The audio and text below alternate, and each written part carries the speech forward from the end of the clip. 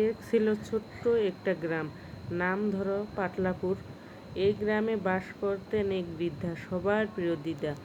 দিদার একটা বিশেষ গুণ ছিল, তিনি যা রান্না করতেন তাতেই থাকতো একরকম জাদু। তবে সবার প্রিয় ছিল তার চাল, বুটের ডাল আর গুড়ের পায়েস।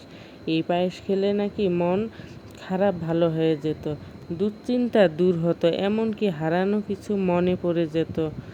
গ্রাম একটা ছোট ছেলে ছিল, নাম ছিল তার রহিম।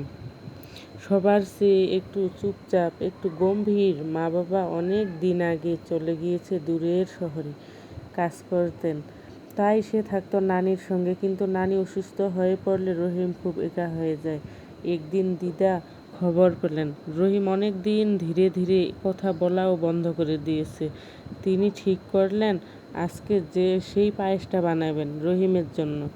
বিকেলে দিদা চুলায় হাঁড়ি চাপালেন। প্রথমে বুটের ডালটা হালকা সিদ্ধ করে নিলেন, তারপর ধুয়ে রাখা আতপ চাল দিয়ে দিলেন ডালে। হাঁড়ির ভেতরের থেকে ভাপ উঠতে লাগলো, আর সেই সঙ্গে গোটা রান্নাঘর ভরে উঠল সেদ্ধ ডালের মিষ্টি গন্ধে। তারপর এলো আসল মায়া, খেজুর গুড়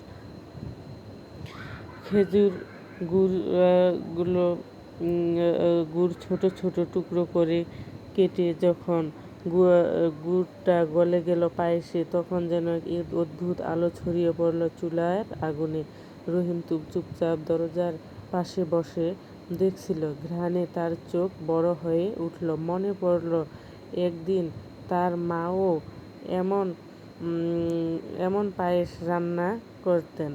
দিদা একটা ছোট্ট বাটি হাতে দিয়ে বললেন, আয় বাবা, একটু খেয়ে দে, খুব স্বাদ করে তোকে দিয়ে এই পায়েস আজ রান্না করলাম। রহিম এক চামচ মুখে দিয়েই থমকে গেল। গুড়ের মিষ্টি, ডালের মোলায়েম ভাব আর চালে লুকিয়ে থাকা ঘরের উষ্ণতা সব মিলিয়ে যেন একসাথে তাকে ছুঁয়ে গেল। তারপর পাটলাপুরের গুঞ্জন রটে গেল, রহিম নাকি আবার কথা বলছে। আর দিদা সেই চাল, বুটের ডাল আর গুড়ের পায়েস, সেটার নাম হয়ে গেল মুখ ফুটে পায়েস। আজ তুমি যেটা রান্না করেছ, হয়তো তাতেও লুকিয়ে আছে কারো পুরনো কথা, কারো মায়ের আদর, কিংবা একটা ছোট্ট গল্প যেটা শুধু গন্ধেই বলে যায় অনেক কিছু। চুলার পাশে দাঁড়িয়ে